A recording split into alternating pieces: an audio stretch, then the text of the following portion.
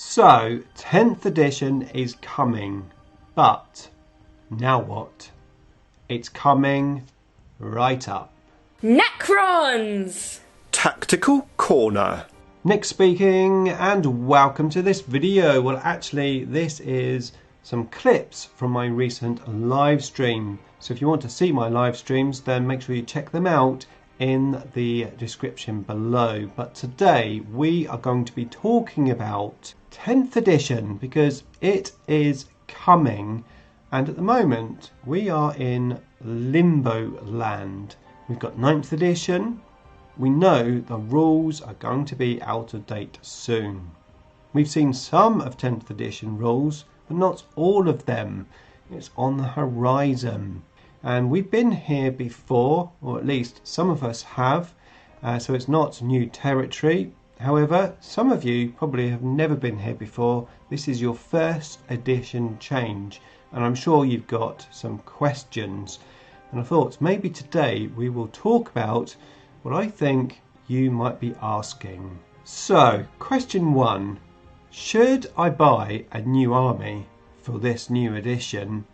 Or maybe, what units should I buy for this new edition? Well, buying a new army for a new edition can be a lot of fun, especially if it's one of the armies which Games Workshop are going to push quite a lot. In 9th edition, of course, it was the Necrons, which is really cool for me, really cool for you, because we had a load of new Necron miniatures, and we had the first codex, and it was mega exciting. This edition, it's going to be the Space Marines, it always is, but it's going to be Tyranids. Now, I actually personally have a Tyranid army, so I won't be starting a new army. However, I may be maybe adding miniatures to my current army. So it can be a good time to jump into a new army if you're thinking about making a second army or a third army and you haven't had the inspiration to do so. Then, well, this could well be it.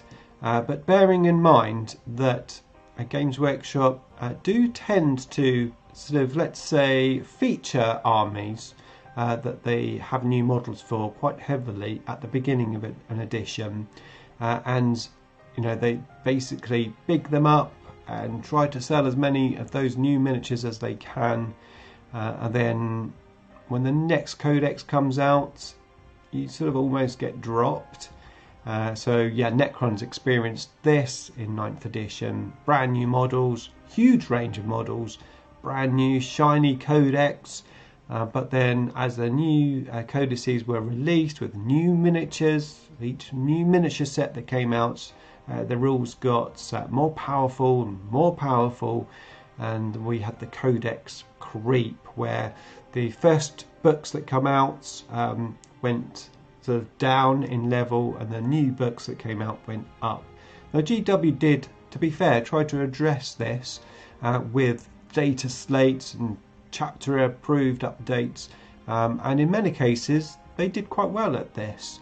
However, whilst they did some tweaks that made us a bit more competitive, like adding more core units which should have been there in the first place, changing command protocols which should have been there in the first place, there are things which they clearly should have changed and didn't. Things like the random damage of our guns, D6 shot, D6 damage, when everyone else had at least like D3 plus 3. So yeah, the codex creep is a thing.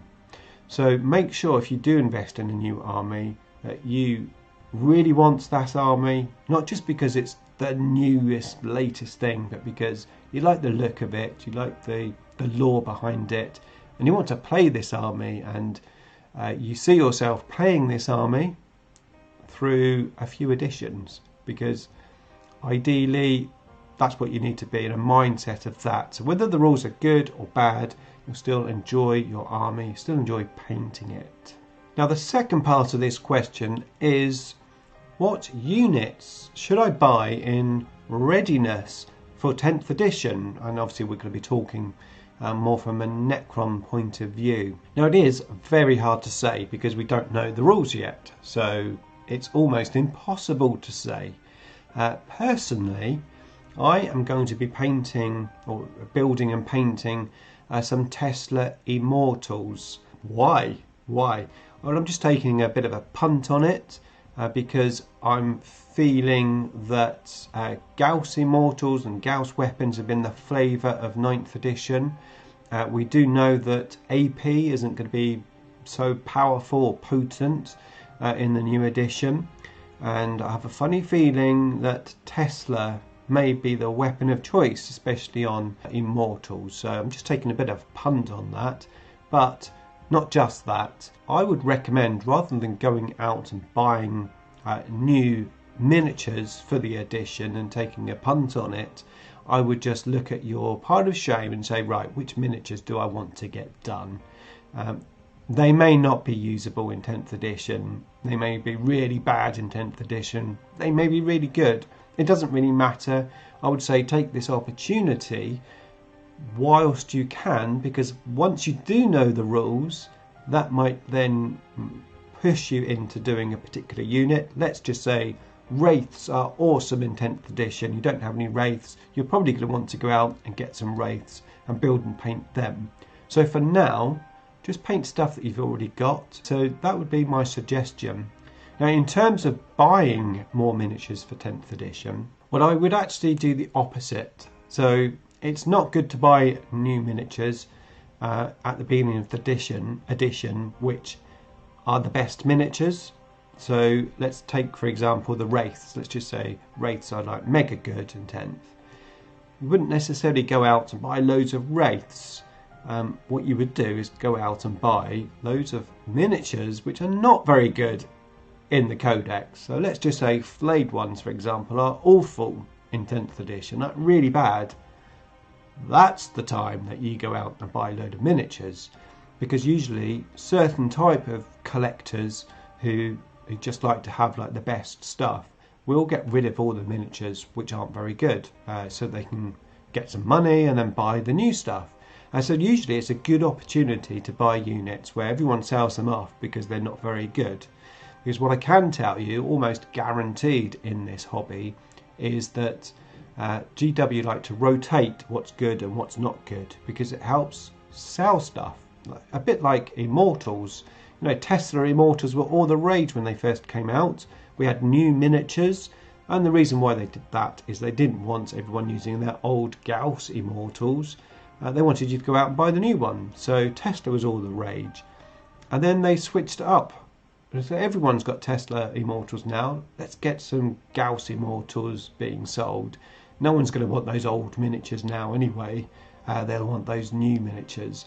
Things get switched up quite a lot, and this generally means that we would have a good opportunity to buy lower priced miniatures at the beginning of an edition when people start to sell off some of the not so good miniatures.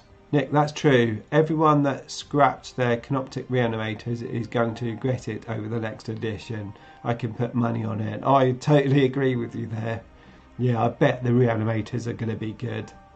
Now the third, not necessarily question, but third thing that I want to talk about is actually the gaming side of things, because, well, once again, we're playing 9th, we're playing the new Arcs of Omen. It's been all good fun, but we also know that 10th is around the corner. Things are going to change dramatically. I personally don't want to invest in trying to make like the best competitive type lists that I can at the moment, because I'm thinking you can't just make a competitive list just like off the cuff going through Battlescribe, you know, oh yeah, competitive list done.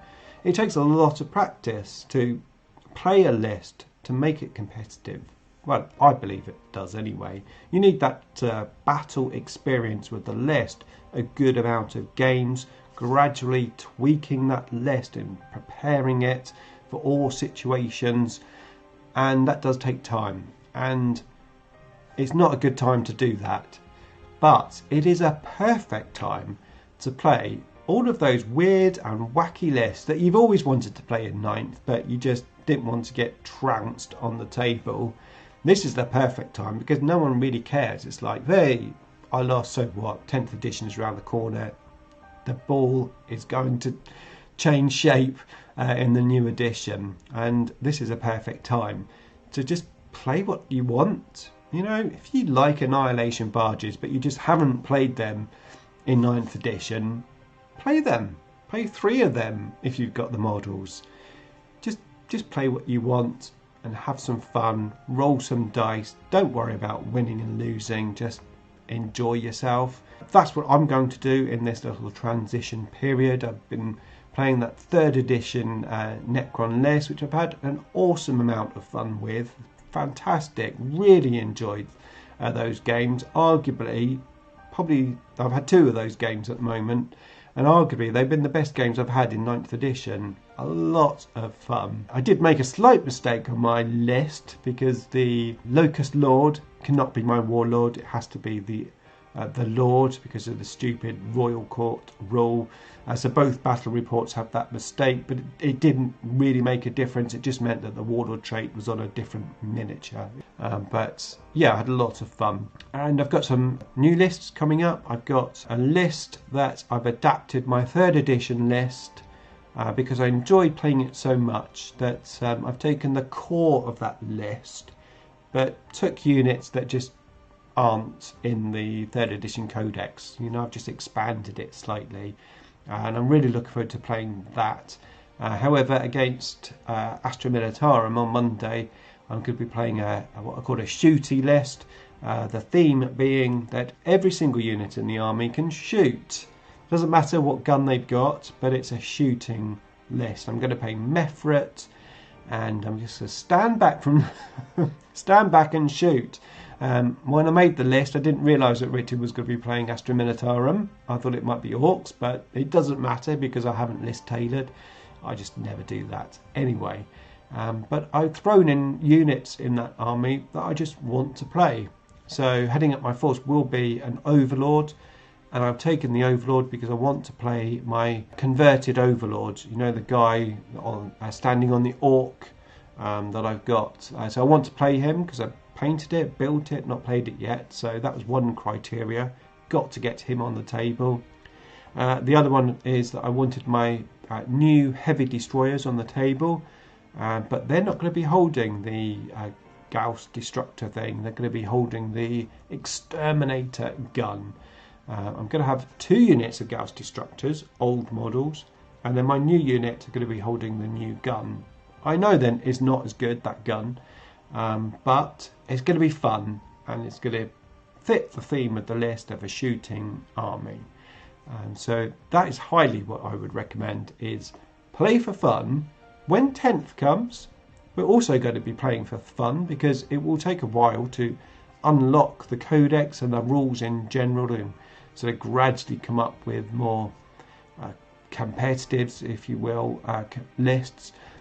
But yeah, it's a bit of a learning curve, so why not just go all out for fun? Now, of course, I'm going to be making as many Necron videos about 10th edition as I can once we have more rules available to us.